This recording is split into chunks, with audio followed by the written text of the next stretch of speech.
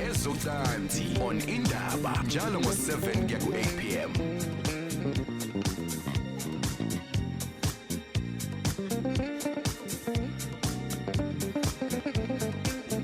Hey, sawubona ulalele Indaba egagasini. We welcome you as well as join manje. Sesingena ke kwezocansi njalo on Thursday from 7 right up to 8.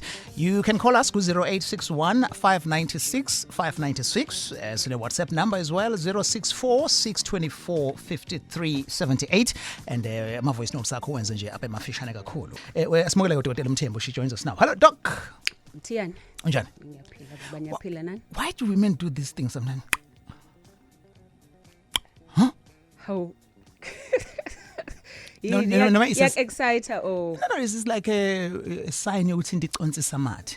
Yeah, kuba ready ukuthi ke this is the time To do the action. yes Yeah, to are you ready? to talk about it. Yes. Yeah, I'm ever ready.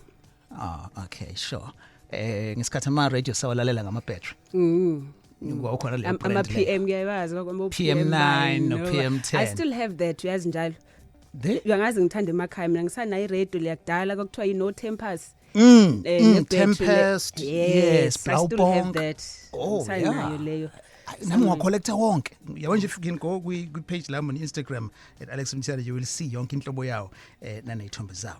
Right. So namhlanje we're talking ways to sexually maneuver through a new relationship. Okay, so kulolu hlelo ke uyabuza, and again mangabe ukuthi ufisa procedures vivaneni, you are most certainly welcome to do so. 0861 596 596.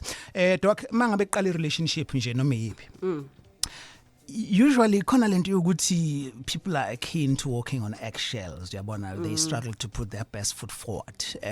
For this reason abantu abaningi they shy away from ukuxoxa nje about sensitive topics njengokuthi kule relationship yethu sex izoba kanjani, uyabona, and khona abanye abavele nje bayibhadlaze ukuthi well kwenzeka kanje, or action wakhona ufudumeza abantu kakhulu ngendlela ukuthi kungalindi. Abanye ladies will tell you ukuthi no, my mom said ukuthi you can't have sex with umuntu kwi relationship makuse 2 months njani, and all those things abantu abazishoyo. So singa undermine ukuthi I relationship engaqalanga kahle ngokucansi ingase ngabikho safe. Yeah.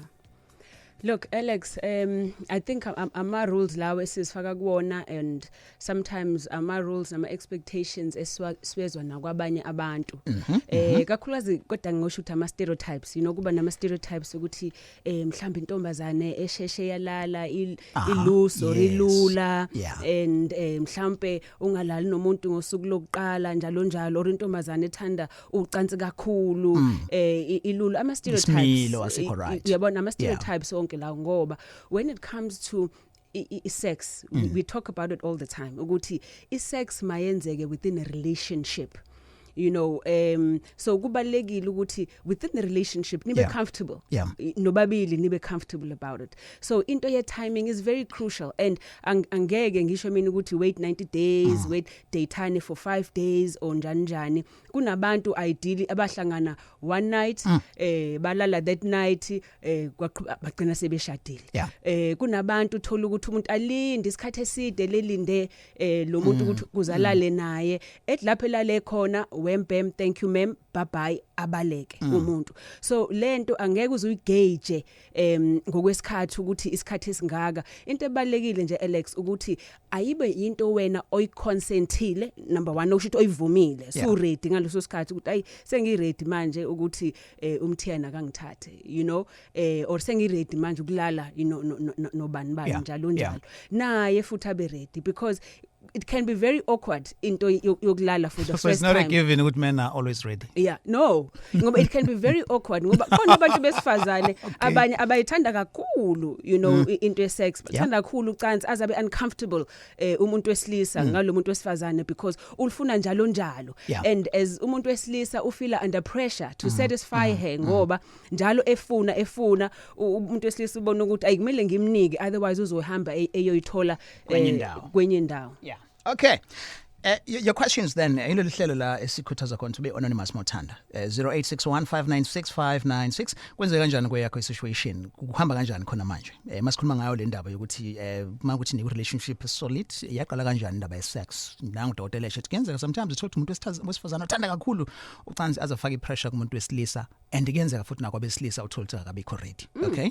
And kwizimo ezinye uyothola ukuthi umuntu mhlawumbe conservative ozoba ngowesilisa or khona umuntu wangena la ukuthi ngenxa ukuthi manje uyakholwa and usabambe kakhulu nezinto ayifundiswayo lo wesilisa umthole sewumuntu obhorayo so umbamba kanjani ukuthi angayi kwenye indawo. Yeah, and that's another thing ngoba ungaba no 90-day rule wakho but how uguarantee kanjani ukuthi lo muntu akayi ngaphandle wale kulindile wena you know in fact namhlanje bekune patient engitshele lokho ukuthi wathi elinde emlindisile umuntu for inyanga esafuna ukumfunda ukuthi u right yini wathi ngesikhathi yena sevuma kwaqhamuka isisu uyabona so into enjalo you cannot uyigauge ngokwabanye abantu it's up to you so that uma wena so decide ukulala nomuntu akuba into oyivume wena uma kuukuthi kugcina relationship ingavumanga you've got nobody to blame but yourself you know uzobe kuthi ngifuna ukulala naye after 5 days ulale naye in 3 days you'd be guilty about impilo yakho for into unnecessary you know and yet mhlawumbe you are compatible and mhlawumbe ngampela bokumnandi ne situation ne vibe be right ngaleso sikhathi sokuthi nivele nibambane and have sex and yet if uzoyiplan ukuthi no only ngomhla 31 March you know so yenza lento izobhora izothi masibhora mhlawumbe induku yomuntu ayisavuki and nawe futhi awubi manzi kahle nawe uthukile ngoba unama expectations ukuthi lo muntu for the first time siyolala naye and then you can end up messing a relationship at that very first time ehambe wrong. Lalela indaba yekakasini nelohlelo alilungela abantu abancane indaba yocansi sinodokotela Mthembu until 8 inumber 0861596596. Now as a general advice doc when people are going to make love for the first time kukhona ikhala kukhona lento yokuba anxious komunye and kukhona lento ye expectation so how would you advise people kakhulukazi ekutheni yini okufanele uyilindele nanokuthi must you leave room for disappointment or ungafake pressure kakhulu kumuntu ngeke umuntu umjudge nge-first installment ukuthi kuzoba kanjani your advice there generally? You know that is why kubalekile ukuthi by the time sengena lapho sokune element of trust and an element of care you know for one another ngoba lapho kuzothi noma umuntu kukhona le fambule khona but because you care ngalomuntu kusuku relationship naye you begin to overlook lezi zinto ngoba suthanda yena more than uthanda ucansi naye uyabona you begin to overlook and some of these things kuukuthi nivumelane nje ukuthi kunento ozoyihleka you know ukuthi you know ipeni lami ibilithukile ini ngasheshe ngachama or now ubushisa kakhulu and you begin to laugh about lezo zinto. Don't be tense, you know, thola indlela zokuthi ni build again I momentum within your relationship. Generally kubantu abaningi if a family that first time around generally ku round 2 nayo usuke sefuna ukuprove uyabona and it actually gets better. All right, so trust ebalekile you build it first, you use the community care as well and care very important ngoba phela if you care for someone ngeke uthi if on that first night whether ubandile or induku yakhe ayisebenzanga kahle so when I give up ngoba it's not about ucansi it's about the person. Sure. Indaba on Gagasi lama shows yakwazi kwathola ama podcast akhona kwi website yethu gagasiworld.co.za gagasiworld.co.za ungasifonela ke manje ku 0861596596 and for videos ololu hlelo ungathola ku Facebook page elithi Indaba with Alex and I'm on Instagram as well at Alex Mthiyane. Asiqale anonymous emalangeni sawona anonymous. Yebo kanjani butana? Yawusho mfethu ubani lo ovuka umoya lapho ngemva kwakho? Khona umuntu ohayizayo lapho. Hayi kukusho kwadlala iTV. Oh okay sure. All right. Manje bla sikhuluma ngama matters of sex mase khona umuntu ovuka you know? Siyavuka wasazi ukuthi kanjani. Yes. Sure.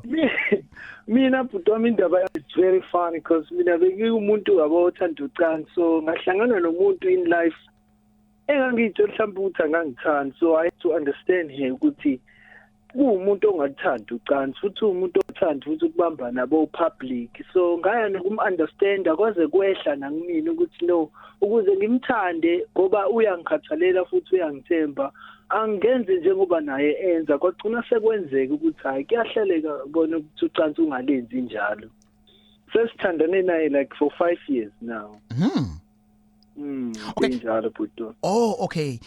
Right. So kwadinga ukuthi wena unciphise kakhulu ukuthanda kwakhe sex ukuze ukwazi kuma-accommodator and sekuyenzeka ukuthi uyabo uye ngama-terms akhe ekutheni hayi nizuba intimate njalo. Yeah, well, kuyenzeka For 5 years, Doc. Look, sometimes kuyenzeka Alex ukuthi uthola ukuthi umuntu angafuni ukuyocansini because of a past experience yakhe mhlambe na kwi past relationship uthola ukuthi ukuphethe mhlambe lokusaba okwakwenzeka kuyena kuqala useze ongena nako kule relationship wena uzombona ngathi lo muntu lo akayithandi lento kanti uphethe ubhlungu obuthize okwasala kwenye relationship kodwa wakuthatha wakuletha kule relationship so ubhuti njengoba esho ukuthi uyamthanda sebe together for a long time kukuyena ukuthi invest kuyena I trust again ukuthi angifani naloyo uma ukuthi khona wakwamhetha asiveze ubuyena so that this woman falls in love with him and she becomes comfortable and opens up to him. Ngiyithanda like opens up. Yes, right. And when she's open up then she's open up. All right, Doc. Lehlelo labantu abadala olalela igagasi siba ngama Thursdays from 7 to 8. Kuyavotwa ke kubalwa amavoti tonight. So sizokunikeza nje like ama updates again from my colleagues just kusitshela ukuthi simi kanjani.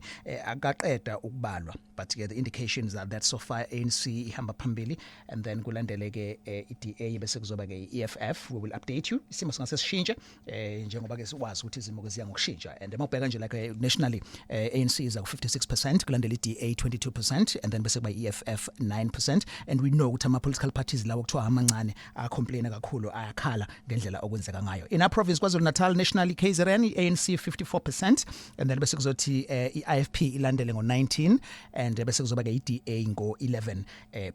Kuyabalwa ke kumanje.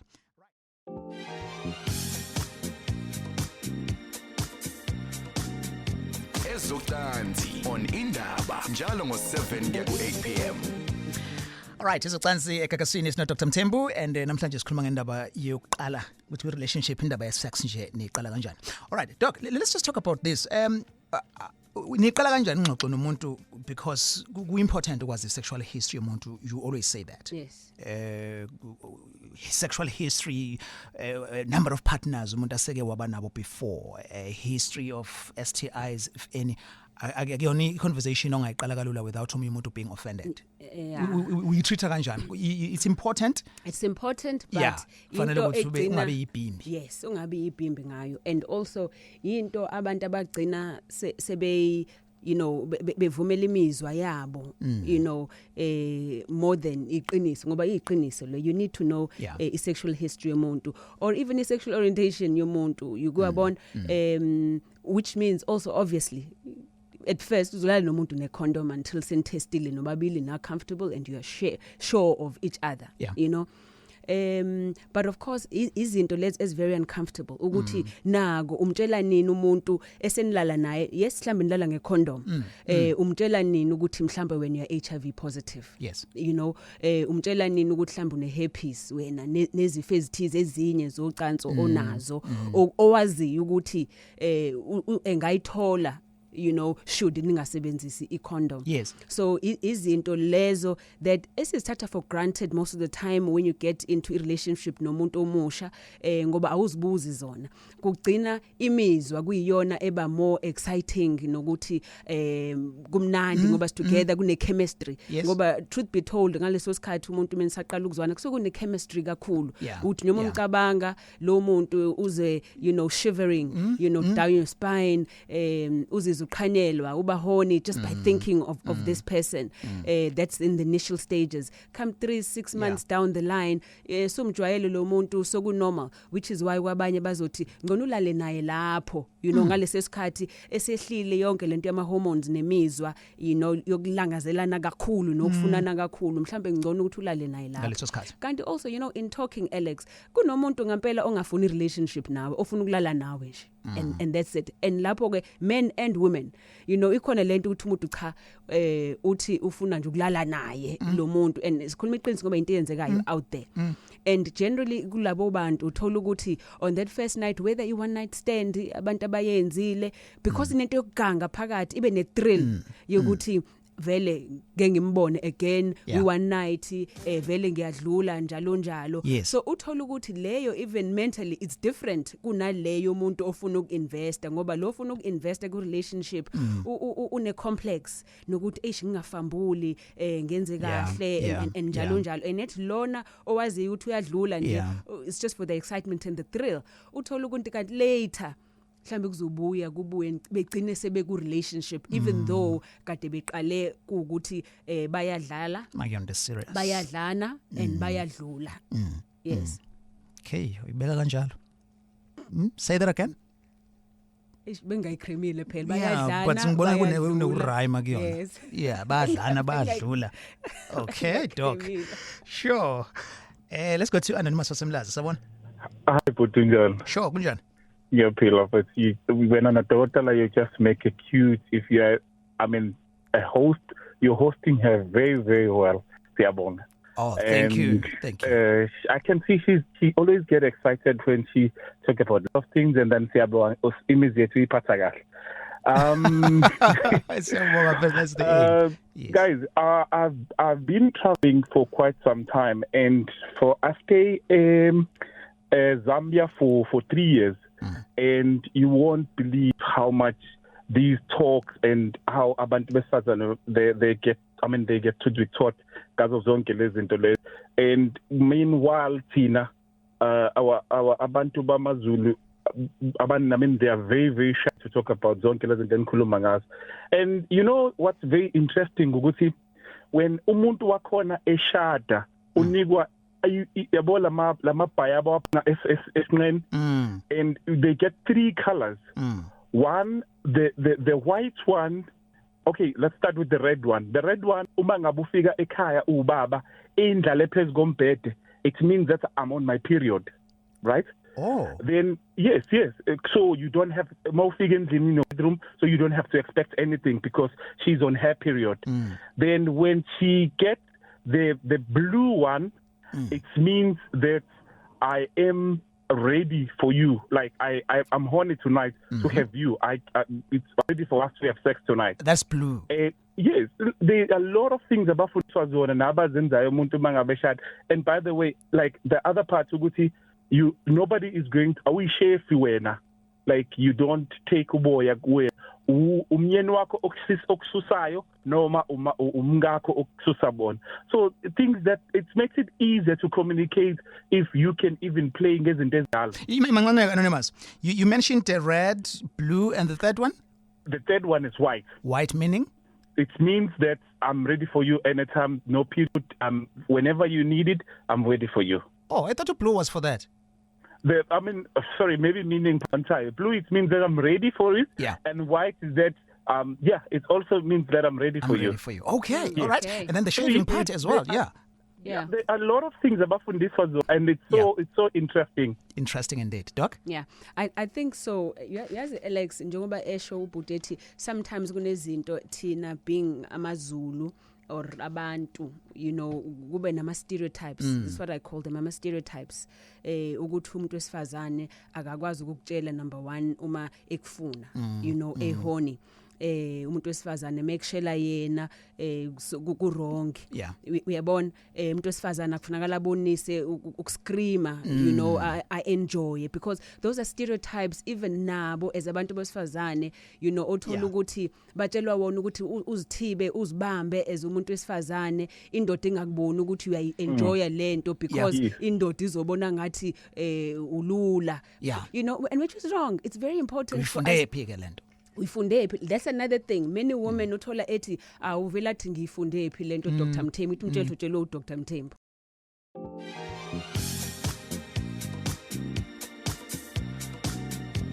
Ezocansi on Indaba njalo ngo7 kuya ku8 pm. Indaba yakakasini asiyemavosini uthike usivalele iradio ngemuva please and uyigcine nje ibe this is the only time la izinto sithi ke khona zingaba mfishane kakhulu, right? So keep them short. Keep them short. Yes. Okay. Yes. Mina mfethu ngeke ngahlala nomuntu mfethu hey ngithandana naye cathi phelile unyaka mfethu ungakaze nje ngimthole kodwa nje angivashele sihlale kube right. Sele sengiqala khona ngithi ngifuna ukujumpa phela ngeke ngilongihleni nomuntu engingamshaya mfethu ngeke. Hayi mfethu wangidedelela ngashaya. Hey ngimengithole mfethu yakubheda mfethu ngeke hayi. Vele ngangamfili mfethu angazi indaba hayi. Shoo. Right, things happen. Yeah. Let's take another one, Doc. Ngifisa uPaul nje. Hi, but Alex, u-Anonymous lo ohlala eQuarry Heights. Mina ngibe nenkinga lapho ku-previous relationship yami. Saze sahlukana through leyo situation yokuthi lo wesilisa uthanda kakhulu inkonzo yasekameleni. Waze wangitshela emehlweni wathi useya ngaphandle ngoba mina angikwazi ukumsatisfy ngayo yonke into. Okay, sure. Sithathu futhi hello, Kakasi. Awu ngayithanda leyo dokotela nino Alex. Eta. Bethi bayadlula. Imnandi show Alex no dokotela siyabonga kakhulu iyasiza nje kuma relationships ukuthi siwa maintain ehleze right. Ngiyabonga kakhulu maswidi lo emlazi kayo. Sure maswidi. Yeah, well, ingaba mnandi but you understand ukuthi ingaba sensitive to other people as well. Yes. So coin enama side ayi2 angekafani. Yeah, Yeah. it's the truth always somewhere hits. Look, Alex, Anonymous boy too. Lo qala ubhuti uthi wathi esefika kuntokazi shuthi kade emlangazela emlindile for unyaka wonke. Shuthi yena ube nama expectations athize. You know what esefika lapho kusisi wanga enjoy as much as akade yena efisa ukuenjoya ngakhona. Yeah. And njobe thiwabaleka after obvious ukuthi kwayena ubengafuna ukuinvesta kusisi. You know into ade ifuna yena ilocansi selilinde for a year and nokuba nexhala lokulinda unalento yokuthi kazi kube into engiyilindile and for him it was a conquer ukuthi ngithole lento and go. Ungathola ukuthi it wasn't even about the sex. Ubese vele decide long ago within the relationship ukuthi I relationship nalo sisi akayifuni and ngeke iyendawo. But ubese linde yena ukuthi ashaye le score. Once washaya iscore kuyena useyadlula ngoba if befuna relationship ubezohlala abone ukuthi ngamsiza kanjani ngingamfundisa kanjani. You know ngoba lento futhi inako lokho ukuthi umuntu unifundisana so sanga rehabilitate ekuthene angabuke ngathi fault yokuthi ngimlindisile so yet I'm not good enough because ungathola mhlawumbe ucommunicate to the lady. That's the problem ukuthi ungathola ukuthi ucommunicate to the lady and that thing isizokwenza lo muntu wesifazane esebe nale complex number 1 nale insecurity ezokwenza ke even worse next time esehlangana nomunye othola ukuthi uJoe alright still uzozibamba lapho at last time akazi phela into wahambelani loya uzothi ayi ngokunye ngalinda wathi lo sokufikile lapho wangishiya amlindise even more kanti if ukuthi umuntu even if umuntu uyamshiya but mhlambe imshiya umtshelile ukuthi hey sisters mhlambe inkinga ukuthi umanzi kakhulu umkhulu kakhulu or awu movie or inyoma yini as umuntu wesilisa obona ukuthi yakubhora ocansini nalomuntu but obvious yena ubefuna ucansa nje kuphela. Sure. Right, the lady says ukuthi umuntu wakhe ubethanda kakhulu ucansi waze washo wathi hayi awungigculisi so ngiyaphuma ngiyangaphandle. Naye ubhuti same uyasho nje ukuthi ubefunani ubefuna ucansi. That's it. Akafuna relationship no sisi ufuna sex and usisi ungathola ukuthi you know according to ubhuti uyambhora you know njobe elifuna kangaka ubhuti kunezinto agcine ses experience ngokulithanda kakhulu ucansi experience different positions nabantu abazomenza izinto ezingafani uthola lo sisi njobe econservative yena engakafuni ukuyocansini usaziphethe kahle you know ngokwakhe uthola ukuthi akekho as experienced as lento ayifunayo ubhuti so kuyena uzodlulela phambili but Yeah. again ubhuti akafuna relationship nosisi usisi akangayiboni leyonto as into e personal kuyena as if yena wrong Sure. lo muntu ongayitholanga into ayifunayo bokuwucansi. Yeah, because inhloso yethu talk is to build, right? Say you are in a situation enjalo right now and you are serious ngalo muntu. Isanda qala a relationship but you discover ukuthi you've seen more ku experience yakho but lo muntu onaye njengamanje partner wakho isenjalo relationship akayenzi ngendlela oyifuna ngayo. Yes. How do you politely say ukuthi this is how I want it done? Mina ngihlala ngikuthola logo from ama patients enze njalo and kuhle Alex ukuthi khona le show yethu number 1 yazi bathi ngivile ngimlalelise I show yenu because number 1 ngiyazi ukuthi nezinto azozithola lapho nithi mase nikhulumile ngithi mina asikuzame lokho kade bekusho asikuzame lokho uyayibona leyo it's a very polite way of ukutshela umuntu wakho ukuthi khona la udinga ukuthi unyuse khona amasokisi or failing wish amlethe kumina I'm very frank mina mengine couple I right thing ngiyambuza usisi umenzani ngamenzi kona buti uthola umuntu esho ukuthi hayi lo uyabhore efuna kube mina njalo omqalayo aka respond enze njani athi usisi cha iqiniso Dr Mthembu the reason why nginga respond is because induku yakhe iba weak so esenqene ukuresponda ngiyazi ukuthi uzosuka ngilolela ubala uyabona ukuthi yinto othola ukuthi abakwazi ukisho bebodwa but in front of uDr Mthembu or in front of someone else sebekwazi bavuleke and at the end of the day suqhamuka nesombululo ko wena sokuthi okay because mhlawumbe induku yakho wena isheshe ikhathara or usheshe uchame mhlawumbe qala udlale ngobhontshisa until abe ready usisi by the time ungena kuyena nayo use ready seniqeda nobabili kanye uthola ukuthi isombululo as easy within a relationship abantu abathandanayo ibaqhube ibasephambili but ukukhuluma no communicator nokwazi ukwenza iforeplay it's very important ukuthi ukwazi ukwenza lokho because it's really about satisfying the sexual urge egcineni. Some as a common talk evelayo eyokuthi umanzi kakhulu manje angazi ngizomtshela kanjani kunephunga elingemnandi eliqhamukayo manje libe selingithena off ipipi likhulu kakhulu manje yena ucabanga ukuthi the more libalikhulu ngizo enjoy izinto lezi eba common but abantu abanamahloni ukuthi batshelane sibe ku relationship for a long time but izinto lezi ezikhona and esingagcina sizidampenisha even leyo relationship kakhulu Alex and last week sike sakhuluma ngabantu besifazana othola ukuthi uyaphuma out of a relationship and kuyenzeka many a times uthola ukuthi because kune problem wrong lana naye ufuna uku test ukuthi mhlambe ngaphandle nginjani khona phandle umthola umuntu eseze uthi cha Dr Mthembu ngampela ngithi ngiya ngaphandle komunye nakhona kwayi same thing ngangachama or ngangaqeda or whatever azibone lapho uthi usene problem ngampela but that is why it's important ukuthi nikhulumeni nobabili kuqala angazazi aphume ngaphandle omunye eyozitesta yena ikhulumeni nobabili even now as umuntu wesifazane if uzwa ukuthi mesiyocansini nomuntu wami angimuzwa ngaphakathi kumina lento njalo umtshele it's not a fault kuyena ngoba ungamuzwa umuntu wesilisa it can either mean ukuthi induku yakhe encane but also it can mean ukuthi nawe untomzodwa mkhulu. Sure.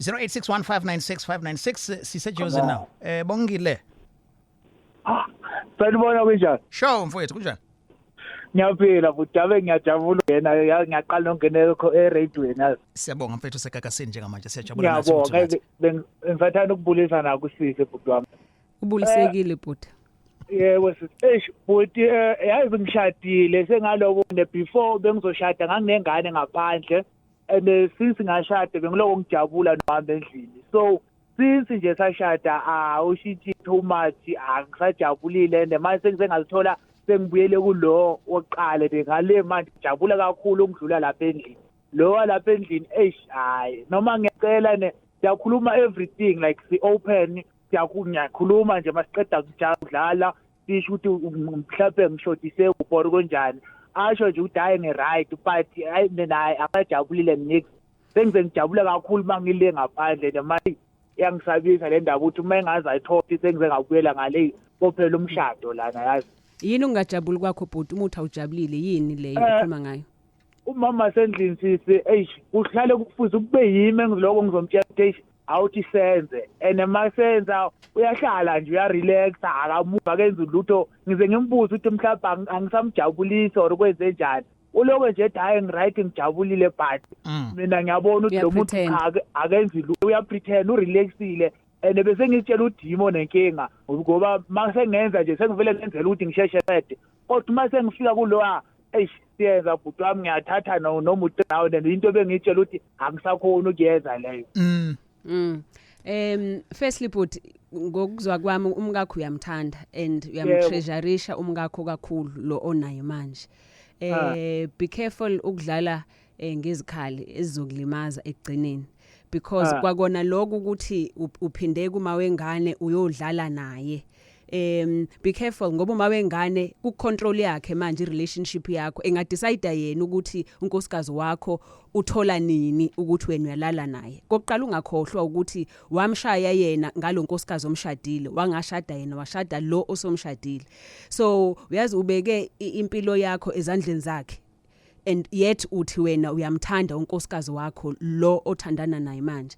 Obviously kunento nakuyena unkosikazi wakhe yenza ukuthi manje engasakuzwa kahle engakufeel. What if uyafeel ukuthi wena khona lo hamba udiphe khona ngaphandle and kwayena imizwa iveli iphele because ikhona into ayizwayo and akwenzeki futhi ukuthi uma wengane akakusendela ama SMS nani uthola unkosikazi wakhe uyayazi lonto and uthulile nje avele la ngaphakathi endlini abande because uyazazi zonke lezo zinto. So iadvice yami ungoni into ekhona ngento engekho number 1.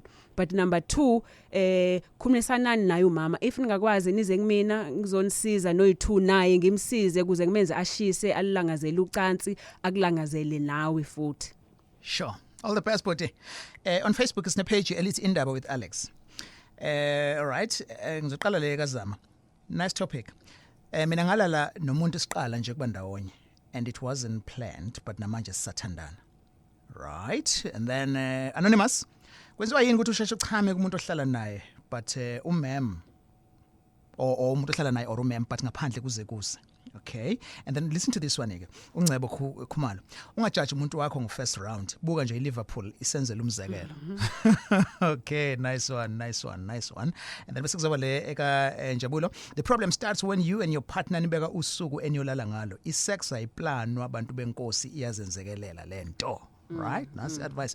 Yeah, nayi question evela la ku Facebook doc. Yes, lokuqala uthi kumem or kumuntu astedi naye uyashesha uchama kodwa ngaphandle akashesha uchama. You know ipen Alex or induku it's an emotional thing. Into yepen ilalela ama emotions. Ungabona intombazane iqhamuka lapha ya igqokile kodwa ngokwengqondo yakho lento icabangile sucabanga umzimba wayo wayikhumula ingubo livele liphakama ipeni usagqokile lo muntu uphakama ipeni meaning what ukuthi ingqondo yakho has a huge influence on ukuthi kwenzakalani kuipeni same as ukuchitha kwalipeni nokuqeda kwalipeni uthola ukuthi lo enhlala naye la endlini uthola ukuthi wazi wonke ama weaknesses akho nama insecurities akho ilaphi lo weak khona and yonke into uyakwazi. You know and nenkinga enazo nonkinga onayo emsebenzini nani uyazazi lo kuwena in your mind as a man iyakwenza leyo nto ukuthi u feel small or insecure or anxious as a man uthola ukuthi because of that kusengqondweni yakho ugcina suba nexhala usushesha uchama lapha ngaphakathi ekhaya le ngaphandle akakwazi lo muntu kwawena you don't even care ukuthi uyamsatisfy or not lo muntu uyochitha nje yo enjoya so you end up taking longer but la kumama also because unento ukuthi ngingachami so nexhala lako ushesha uchama. Okay. All right, so still now a psychological part of it. All right, sikhuluma ngani tonight? Sikhuluma la ngendaba yokuthi ukwazi kanjani ube compatible nomuntu wakho mase kuza la kwezocansi iqala nje relationship kuzoba njani. All right? So ke utheke udokotela akukho izinto eziprescribe nezibekiwe okunye kuba ama stereotypes so ayenzeka yini or not. Sikhuluma kanjalo on Twitter @Alex Mthiyane on Facebook Indaba with Alex and lelo hlelo kuyalungele abantu abancane. Do ungabi namahloni mawushulalele show umuntu wakho ushilo dokotela ekutheni empeleni thina senzela irelationship yenu uthi izinto ibelula because sikhuluma ngezinto mhlambe ezekuthinta ngqo lapho but bungakabi naso isibindi sokuthi uzisho so kuzozenzakalela khona if away you mina bengizothi ungabuki ireaction now but buka ke going forward if ukuthi vele namhlanje kuzolalwa then mhlawumbe uzozama ke namhlanje ukunotice izinto ezithile mhlawumbe uzobona ama changes or going forward. Yes. Yeah. The beauty of ilokuzana ukuthatha into theory, doctor, we practice. You can't say I will try that after 3 our installments. You can try it immediately. Absolutely. Yes? Yeah. Absolutely. And kubalekile logo Alex. Yeah. You know, most of the time we kunama tips esiwakhiphayo lana ukuthi nenzeni to each other. Yes. You know, and I love it Alex ukuthi abantu abalalelayo generally balalela as ama couples. Khona bake bafike mathi every Thursday sihlele emotweni nomngami because asinayo network ekhaya sambe sohlala emotweni just to listen to the show. Yeah. But into enhle ukuthi iyabahlekisa bebodwa as a couple ukulalela the show. Lokho kukodwa uyabona ukunyusa imizwa ukuthi nihlezi ndawonye kunokuba niyaxabana, niyahleka, nihleka uDr Mthembu no Alex nento abayishoyo. Uyabona uzothi noma ejoker lona athi hey uthe uDr Mthembu. You know useyayenza le nto sebeyahleka but useyayenza. Yeah. So ayikho into tense la. The beauty of it ekutheni ngeke uzoyizama elsewhere. Yes. Uzoyizama noyithu ukuthi uthe uDoc. The beauty of it then ukuthi ungazama ukuthi utsheleke nomunye uthalalele le show and sinama podcast akhona kwi website yethu @gagasiworld.co.za and nama video akhona futhi exas lokho kusayo uzowathola ungachecka nje ku website gagasiworld.co.za. Asek anonymous wase Hammersdale. Hello anonymous. Kunjani Alex? Sho bhuti kunjani? Siyaphila. Alex sithanda bangohlelo lakho liyasiza kakhulu. Dokotela uyaphila? Siyaphila baba niyaphila nani? Hayi siyasiza kakhulu ngingalo khona. Dokotela inkinga enginayo mina ukuthi wami umuntu akathanda ukukhuluma ucansi. Ngalendlela ukuthi ngaso sonke isikhathi mangingaphula nje noma 3 months ngingaceli ungaphela nje 3 months ngenzeka ngalutho. So inkinga engithe ngikuze dokotela ukuthi uma sithi siyenza umuntu ovalekile njengathi siyaqala unosuke ngathi siyaqala ukwenza lento ezidalela ukuthi size singayi na ground 2 manje ngisengibona ukuthi mhlawumbe yile inkinga emenza ukuthi agcine engakwazi ukukhuluma ngocansi engakwazi nano ngoba kuhlizi kubhlungu so into enjalo dokotela zidalwa yini isikhathi esiningi kushuthi usisi utense or sometimes it's even a past experience you know into yocansi ubhuti mhlambe won't be able ukuthi ayikhiphe lento kuye kuyenzeka kubantu who find ukuthi they've been abused even sexually whether besayingane or in past relationships and they tend to hold on to the pain you know yocansi rather than ukuthi umuntu I let go and then they begin to enjoy.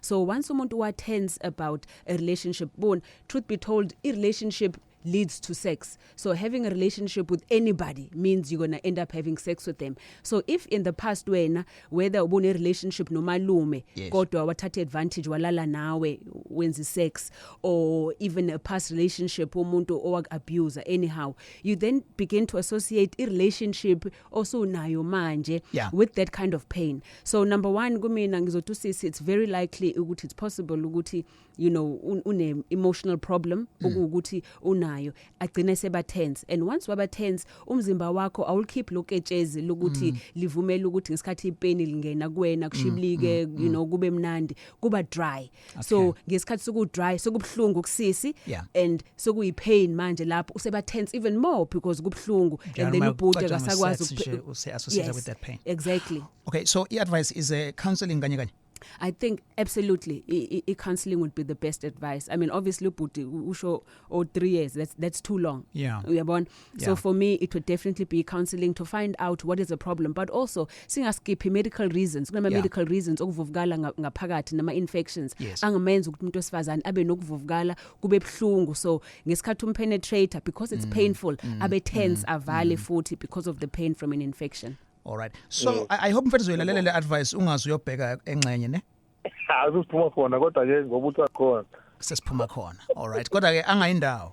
Akayindawo uyathanda. All right. Sure. Shame. All right. Ngiku Facebook now. Nangu Basil la. Uthi kwangenza ngithi ngishaya hit and run wamnandi umuntu wangaphuma emqondweni so ucansi sesilwenza njalo. So I advice le. Right? And then ucansa lenzayo not a relationship. Okay. And then uLinda Gumede, listen to this ke uLinda Gumede abanye abantu besilisa ba selfish umuntu wenza ucansi ngawe hayi nawe. I don't know if I make sense. She does. Okay. Umuntu wenza ngawe kushitha ka enjoy makujabule yena ihlala ivela lento. Yes. And the advice yakho dokeke kube yokuthi makabe foreplay prolong. Yes, that is why if look, abanye abantu abazi Alex, you know kunabantu besilisa abangazi ngempela ukuthi umuntu wesifazane uthokoziswa kanjani nokuthi umuntu wesifazane uyachama naye. You know wazi ukuthi uyena kuphela okhipha uketshezi umuntu wesifazane ukuthi uyachama naye nokuthi umthokozisa kanjani. You know kwakwaba nale joke yesiZulu kuthiwa you know amadoda amaZulu athi nyuka dilika mase seqedile because it's almost a stereotype yokuthi it's only about the man. Very important. Ifundwa apha leyo nto. Ekakasini kushow ya Dr Mthembu no Alex. All right, sure. Thank you doc. Indawo ekakasini luhlela kulona lwabancane. All right. And sengizwile nje sikhona abanye umuntu afama headset anyamalale angazi ukuthi awa quiet kangaka after 7. Please check and labantu abanama phone please check cause app ikhona ekakasi so so that bengakwazi ukuthi belalele. Asike kuma WhatsApp messages. Hello? Yes, unibona Alex no dokotela lapha studio. Sure. Anonymous. Respect. Ayingeke inzima lethu pick. Imfisi uyalinda Alex ulinda umuntu ekushonisa leni alekudrayisa.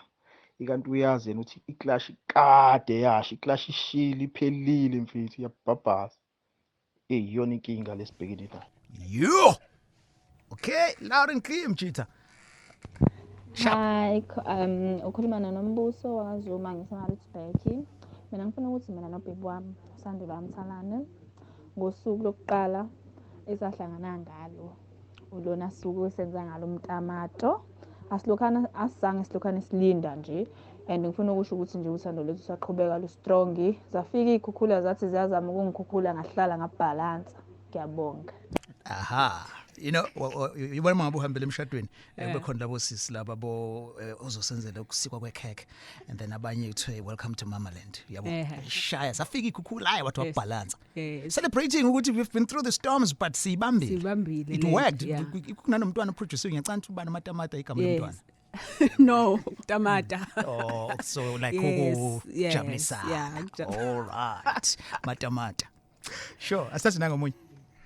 Iwayibeka udokotela kule ndoda le khuluma ngoma wengane ukuthi ijabula kuma wengane hey siyabonga bakithi. Izifo iningi la ngaphandle akaqaphela ubafo. No siyabonga kakhulu. Yeah, nice. We're building a nation here. Yes, absolutely. Yeah, sure.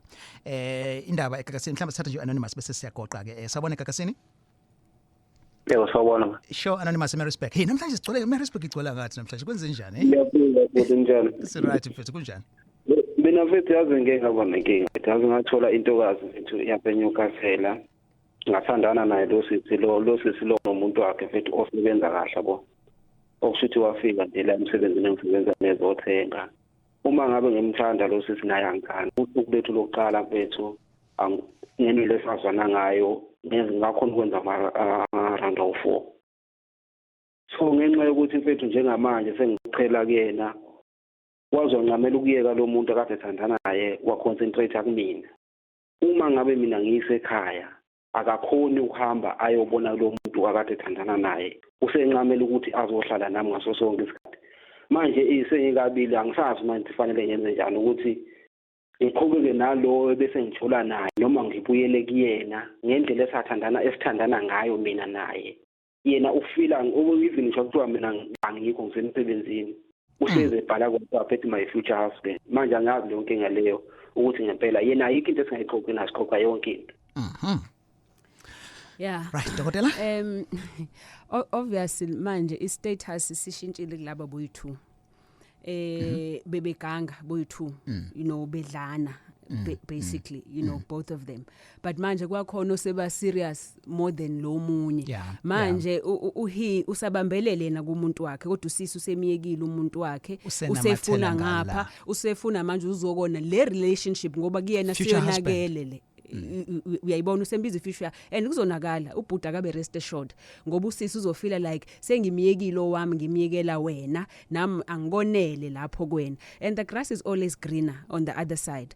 Yebo kubhuti bokumnandi ukuthi baya enjoyana nje kuphela but most likely yabona nje beesaba manje akafuni relationship nalo sisi ubefuna ucansi kuphela naye. And so you see kufanele njani kubhuti please advise him. And ubhuti I think yes Alex kunento sometimes that happens to men which is a trophy and a triumph especially if umuntu wesifazane uzomthatha komunye umuntu if uyazi ukuthi umuntu ka Alex lo uma lo muntu loyo wena usumuka sumthatha kuAlex as a man, it's like a lion, ujahe iprey wayiwina wena isinga kuwena. Kodwa ilion yazenze njani uma siyibambile leyo prey yayo iyama ifuna ukubuka ukuthi who's looking at me, who's watching. Akasafuna ukuyidla lento aseyibambile manje. Ubhuti usemtholile lo sisi kodwa akasafuna ukumudla, you know, so to speak, ngoba usethena unomuntu wakhe bokumnandi ngesikhathi bedlala, usisi usefuna more. So I think izophela kabi. Izophela kabi. Akakulindele nje lokho. Akabe ready ukuthi izophela kabi ngoba usisi uzolwa manje ngoba yena useze wamlahla uhi wakhe ngoba esebona kumnandi ngapha lo ntshontshwa khona. Okay, maybe we fanele sikwenzele kweze topic on its own. Yes. All right, sure. Asibambelana ke indaba. Dr. Medilution utholakala kanjani? Medilution number 0317658475 eHillcrest. So uneyinkinga zocansi ze relationship, inkinga yenduku ayivuki iweek isheshe ukukhama yakhathala endleleni or imizwa ayikho kakhulukazi abantu besifazane. Manzi kakhulu or ubona. Yes, or uzwa angathi intombi zodwa wakho omkhulu kakhulu nenkinga yama period njalo uphethwa ikhanda elingapheli une back ache iqolo inyawo siyakulungisa konke lokho. Sibonga kakhulu Dr. Mthembu. Lelihlala ke podcast yakhona uzoyithola gagasiworld.co.za and then ama video akhona uzowathola ku website gagasiworld.co.za. Check out ke ama videos as well and a link kwi Facebook page Indaba with Alex. Ngingwa Alex Mthiyane, indaba be produced umfundo mabaso. Usale kahle.